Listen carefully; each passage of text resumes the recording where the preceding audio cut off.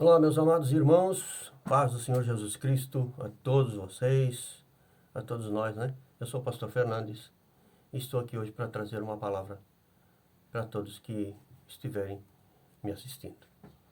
Eu quero falar sobre a cura para a depressão. Aqui eu coloquei parte um porque tem continuação, tá? É, é a cura para a depressão, parte 2. Você não é vítima. Aguarde o próximo vídeo, tá bom? Então, é, talvez você está aí passando um dilema com muitos remédios, muitas coisas para poder se tratar de um problema com depressão.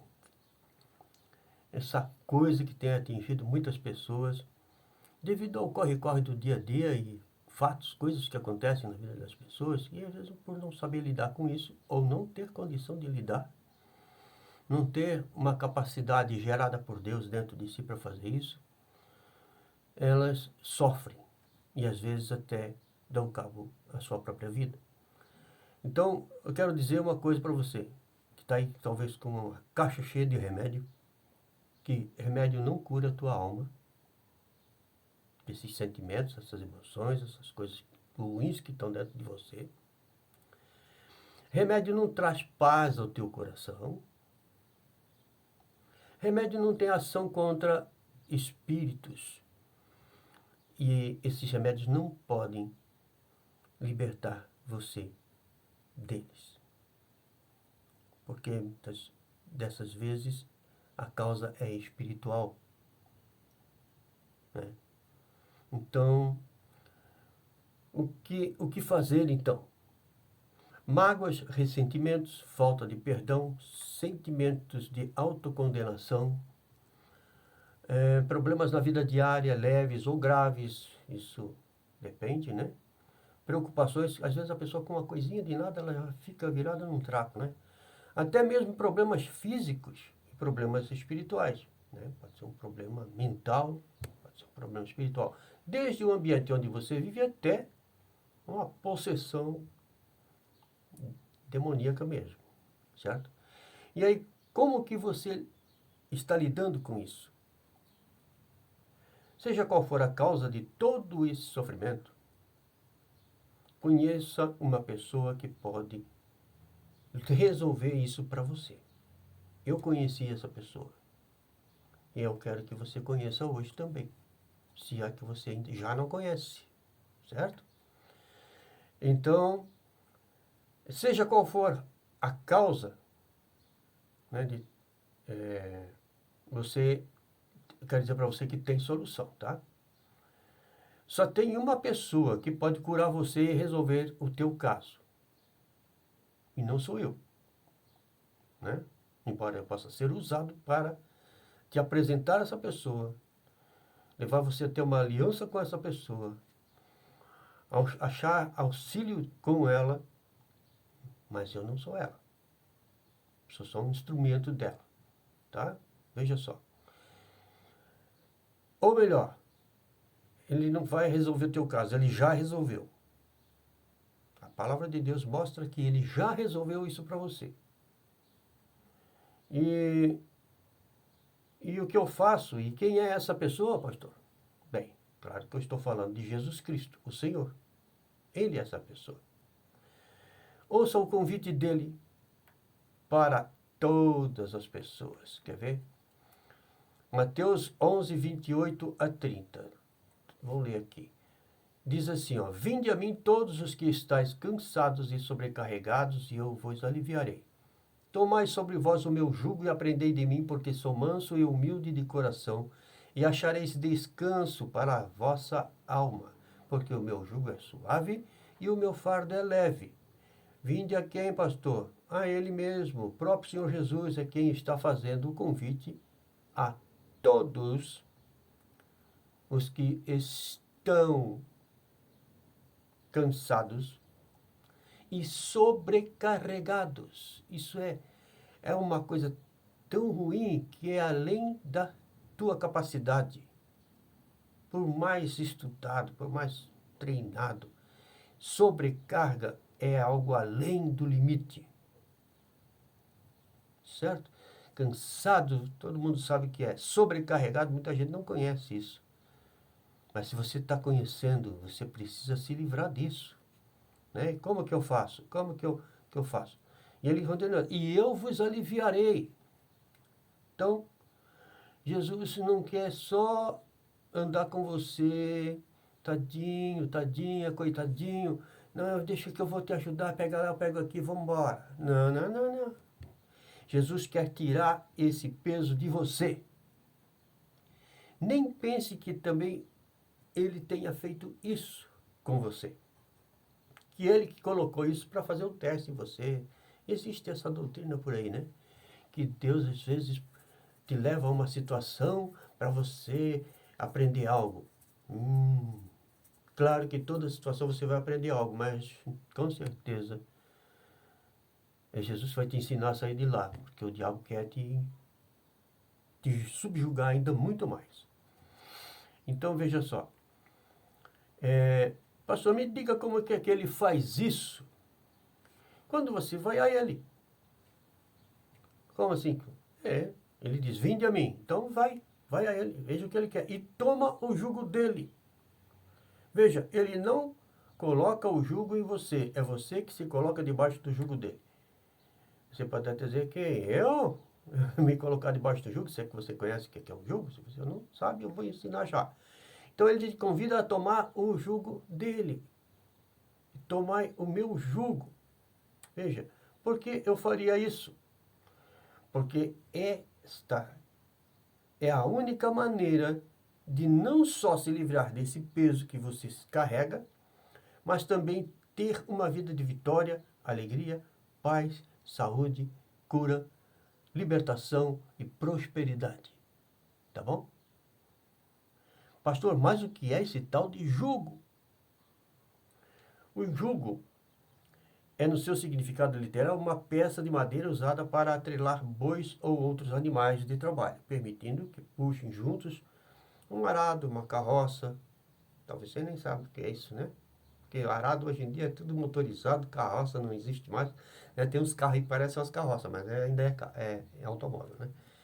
Mas, antigamente, principalmente nessa época que foi escrito esse texto na Bíblia, jugo era uma coisa perfeitamente compreensível a todas as pessoas que habitavam o planeta na época. Por quê? O jugo era colocado sobre os animais, né?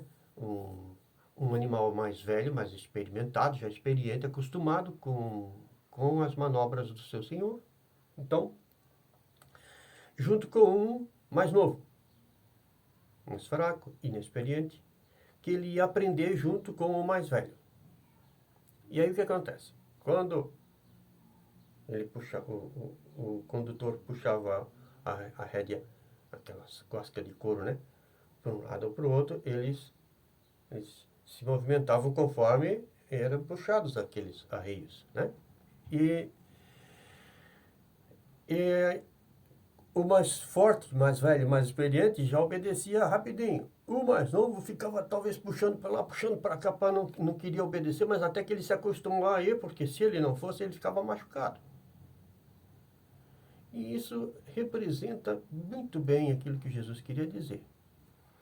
Porque o dele não machuca, é suave. Mas que jugo que é esse então? Né? Então veja, quando o homem pecou, né? Figuradamente a palavra jugo pode significar submissão, sujeição, domínio ou opressão. Quando o homem pecou, automaticamente ele foi colocado debaixo de um jugo, ou seja, um domínio. Ele passou a ser dominado, que antes ele estava lá no Éden, junto com Deus, aquela coisa toda, e não sabiam o que era isso. Mas quando ele pecou, e Deus falou que no dia que ele comesse, o homem comesse da árvore do conhecimento do bem e do mal, ele morreria. O homem morreu. Ele ficou vivo ainda. Teve filhos, teve o Caim, teve o Abel, teve mais um monte de filha, teve o Sete, teve mais Enoque, não sei lá, teve um monte de gente lá. E aí? Certo? O corpo estava vivo, mas o espírito morreu. E o espírito é que faz a conexão nossa com o céu, com Deus. Por isso que quando Jesus nos deu a vida, o que aconteceu? Ele deu o espírito de volta. E nós ficamos ligados novamente ao nosso Pai. Desligados do inferno, desligados das coisas do diabo, fora do jugo do capeta. Certo? Então, vou voltar a falar, quando o homem pecou, automaticamente ele foi colocado debaixo de um jugo, um domínio de Satanás. E por mais que o homem queira livrar-se dele e fazer a vontade de Deus, ele não consegue. Não consegue nem fazer a sua própria, às vezes. A sua própria vontade. Ele quer fazer uma coisa, não consegue. Quer parar de fumar, mas não consegue. Quer parar de beber, não consegue. Quer parar com um sexo ilícito, não consegue. Quer parar com pornografia, não consegue. Por que não consegue? Só quando é obrigado. O médico disse, se tu fumar mais um cigarro, o teu pulmão já era. Ou o teu fígado já era, se tu tomar mais uma bebida alcoólica. Alguma coisa que proibiu e a pessoa ficou com medo. Então ela não faz, porque ela tem medo. Mas ela não está livre. Porque se ela não tivesse nessa condição, ela continuaria.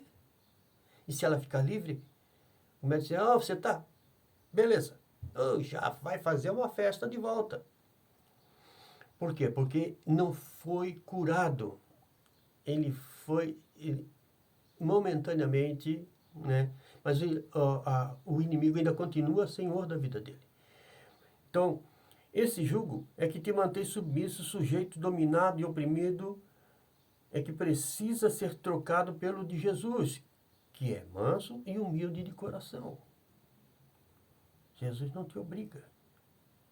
Tomai sobre vós o meu jugo e aprendei de mim, que sou manso e humilde de coração, e achareis descanso para a vossa alma, porque o meu jugo é suave e o meu fardo é leve, e não te machuca. Lembra que o outro ficava machucado quando forçava? Então ele já aprendeu a obedecer na marra. Tipo lei, aplicar lei. Não, Jesus é amor. Ele veio e nos proporcionou a graça. Ele cumpriu a lei e nos deu o seu espírito. Veja, o jugo de Jesus é andar, na verdade, em parceria com Ele. Ele não te força nada. Ele te ama ao ponto de dar a sua vida por você. Certo? Jesus não é uma religião, Ele é teu amigo. Não pensa que essas coisas que estão acontecendo com você é porque Deus quer isso. É porque você precisa passar por isso. Não. Isso é um engano do inimigo. Para te manter preso aí debaixo desse jugo, você achar que esse é o melhor lugar do mundo para você. Não é não. Existe a opção de Jesus. Certo? Ser liberto. Voltar ao convívio com o nosso Pai. Voltar ao convívio com o céu. Certo? Então, o que você precisa é aceitar o convite. Ele disse, vinde a mim todos vós que estáis cansados e sobrecarregados, e eu vos aliviarei. Então venha a Ele agora. O que te impede de dizer, sim, Jesus, eu quero, eu creio em Ti.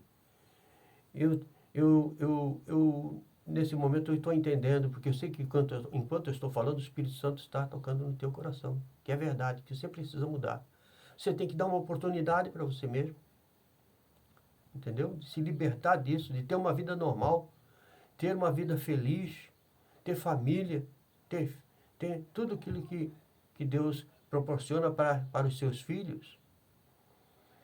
Você dá a impressão que Deus me abandonou? Não, você que não está ouvindo o convite dele, que já faz muito tempo que ele já fez isso por você. Né? Faz mais de 2000 anos que ele morreu naquela cruz por nós, que ele ressuscitou, que Deus o ressuscitou dentre os mortos, e que os salvos já foram ressuscitados com ele e estão nas regiões celestiais. Ou então já houve um arrebatamento? Não. Eu estou assentado com Cristo, junto com Cristo em Deus, à destra de Deus. espiritualmente. É isso que aconteceu comigo quando eu criei em Jesus. Recebi Jesus como meu Senhor e Salvador. Eu fui resgatado de lá. Eu não estou mais naquele mundo. Eu sou uma nova criatura. As coisas velhas passaram. Tudo se fez novo. As coisas velhas de você precisa passar. Precisa morrer. Eu tenho vontade de morrer. Morre. Morre para o pecado. Morre para o mundo e viva para Deus. Viva a vida que Deus tem para você. E como é que eu faço isso, pastor? Bem, aqui tem uma solução. Eu vou ler um texto da palavra de Deus para você entender um pouquinho, tá? É Romanos 10, 9 a 11. Diz assim: Se com a tua boca confessares que Jesus é Senhor e creres em teu coração que Deus o ressuscitou dentre os mortos, serás salvo. Salvo. Essa palavra aqui quer dizer sozo. Está escrito sozo no grego, que quer dizer perdão de pecados, vida eterna, cura, libertação, prosperidade, enfim, tudo que o homem perdeu com o pecado lá no paraíso ainda, Deus está restituindo isso através de Jesus. Quando você crê em Jesus, lá o homem creu na mentira do diabo e sofre até hoje as consequências do seu erro. Mas aqueles que já entenderam e entregaram sua vida para Jesus, se arrependeram dos seus pecados, você precisa se arrepender de estar demorando esse tempo todo para aceitar Jesus, para crer nele. Então, veja, quando você faz isso, você é livre, né? Você é salvo. O inimigo não pode mais tocar em você. Então ele diz assim, ó, porque com o coração se crê para a justiça. Para a justiça. Que justiça? Aqui ele fez por nós. Porque não era justo o homem ficar vivendo no pecado, porque ele foi enganado pelo diabo. Certo? Então aqui acontece. Agora ele nos comprou. Então é a justiça dele. Ele pagou por nós com o seu próprio sangue. Então, por isso que eu preciso crer para a justiça. Eu fui justificado por ele. Ele me pagou minha dívida. Meu passado foi embora. E com a boca se faz confissão para a salvação. Quando você fala, você precisa falar. Sabe? Você precisa confessar. Quando você diz, você está se pronunciando nessa terra, diante de Deus, diante dos anjos, dos demônios, das pessoas, de todos os céus e terra, estão sendo testemunha de que você mudou de lado. Mudou de lado.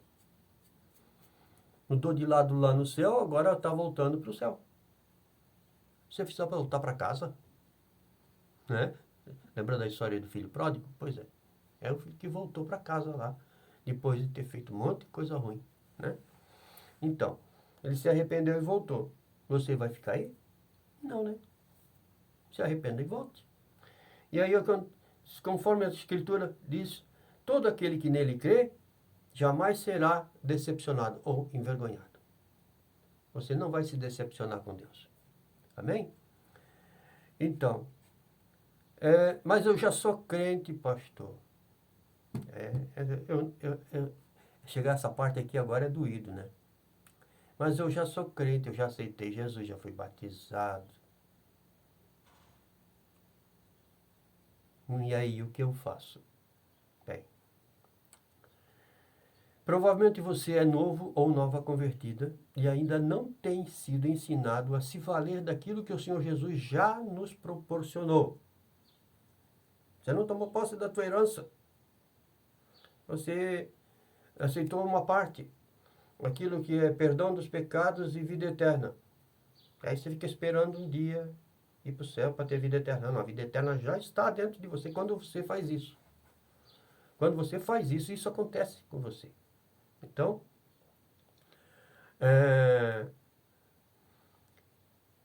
você precisa, então agora fazer o quê? Não se preocupar com nada agora, nesse instante. Porque eu vou orar por todos daqui a pouquinho. Só você vai ter que crer junto comigo. Eu vou falar, você vai tomar a tua decisão, certo? E aqui eu tenho uma palavra para você. 1 Pedro 2,24 diz: Ele levou pessoalmente todos os nossos pecados em seu próprio corpo sobre o madeiro, a fim de que morrêssemos para os pecados e então pudéssemos viver para a justiça. Por intermédio das suas feridas fostes sarados. Ou significa que já aconteceu, está no passado, fostes curados. Não, pastor, já sou velho na fé. Eu sou crente há muitos anos. Então você precisa reaprender algumas coisas muito importantes sobre fé e quem você é e quem é o nosso Pai. Muita coisa eu já falei aqui. Mas então você deve de assistir o próximo vídeo, que é a cura para a depressão, parte 2. Você não é vítima, você é um vencedor. Aguarde, tá? Então agora vamos fazer a oração. Aleluia. Então diga agora junto comigo. Senhor Jesus, você que quer aceitar Jesus, crer em Jesus, confessar com a tua boca, faça isso que eu vou instruir você. Diga, Senhor Jesus Cristo. Fale audível, tá? Não só pensa não. Você precisa falar. Porque quando você fala, essa palavra vai produzir vida. Está dizendo, se com tua boca confessares que Jesus Cristo é o Senhor, então você confessa. Eu confesso que tu és o meu Senhor. E eu creio em meu coração que o Senhor o ressuscitou, que Deus o ressuscitou dentre os mortos. Eu creio que tu ressuscitasse dentre os mortos. Porque para ressuscitar dos mortos tem que morrer. Ele morreu por nós. Por isso é importante que ele tenha ressuscitado, porque senão a nossa fé seria vã. Ele veio, pagou, e o que ele fez? Nada. Agora não, ele nos deu a vida eterna. Sabia que a igreja não começou na cruz? A cruz foi onde ele pagou o preço. A igreja começou na ressurreição, onde surgiu essa imensidão de novos crentes, novos filhos de Deus. Então veja, a ressurreição, a importância da ressurreição. As duas coisas são importantes. Sem a cruz, não teria também ressurreição. Certo? Então, as duas coisas são muito importantes. Não estou dizendo, a morte não valeu nada. Não, valeu. Sim, não, sem a morte dele, ele nem não teria feito nada. Mas além de ter dado a vida, ele ressuscitou e nós ressuscitamos com ele. Certo? Então, conforme eu estava falando, né? Você precisa, às vezes, está precisando reaprender algumas coisas muito importantes sobre fé e quem você é. Certo? Então diga, continue aqui. Continue aqui. Senhor Jesus, eu creio em Ti como Senhor e Salvador da minha vida e creio que Tu ressuscitaste dentre os mortos. E conforme diz a Tua palavra, se eu crer dessa forma, eu sou salvo. E eu te louvo, te agradeço pela minha salvação, pelo sacrifício que Tu fizeste por mim, por tudo que Tu tens feito por mim, por tudo que tens me dado. Eu tomo posse do meu perdão, da vida eterna, da minha cura. Muitas pessoas estão sendo curadas agora, porque entenderam que Ele já levou. O que você está levando não é seu, é fardo do inimigo. Então você está sendo liberto desses fardos agora. Eu vou até orar por você daqui a pouco também por cura. Então, obrigado pela minha cura, pela minha salvação, né? Pela minha prosperidade, pela minha libertação. Pessoas estão sendo libertas agora de vícios, de tantas outras coisas, né? De obras que fizeram de maldade com você no mundo espiritual, estão sendo livres. Porque você creu em Jesus e você está sendo transportado do reino das trevas para a luz, para o reino do Filho do seu amor. Espiritualmente você não está percebendo talvez a diferença. Certo? Você ainda está com a mesma afeição, mesmas feições, mesmo óculos, mesmo cabelo, mesma roupa, morando no mesmo lugar, trabalhando na mesma empresa, mas a mudança não ocorreu aí. A mudança ocorreu por dentro. Você recebeu o Espírito de Deus. O Espírito Santo que vivifica o teu corpo mortal e que te dá a vida eterna. Ele está com você agora. E eu aproveito para orar por você. Você que tem alguma enfermidade, põe a mão em cima da enfermidade, fala para Deus, eu preciso de cura. Diga o que é, desde um câncer, desde coisas que você tem lutado a vida inteira. Essa depressão, por exemplo, né? Pode ser oriunda de uma enfermidade, um defeito, uma anomalia, uma disfunção no teu corpo. E você está sendo livre agora. Você está sendo livre agora. Você está sendo curado agora. Em nome de Jesus Cristo, receba a tua cura. Em nome de Jesus. E você que creu junto comigo aqui e que recebeu essa oração, você pode escrever embaixo aí nos comentários o que Jesus fez por você ou qual é alguma situação ainda que você quer saber, conversar, enfim, fazer perguntas. Já aproveita e fala de onde que você é, onde que você mora, para a gente poder entrar em contato, se quiser, né? Até pode deixar um telefone para contato, alguma coisa assim. Ou a gente vai conversando por aqui, depois a gente entra em contato, tá bom? Valeu? Deus abençoe e até o próximo vídeo. Amém.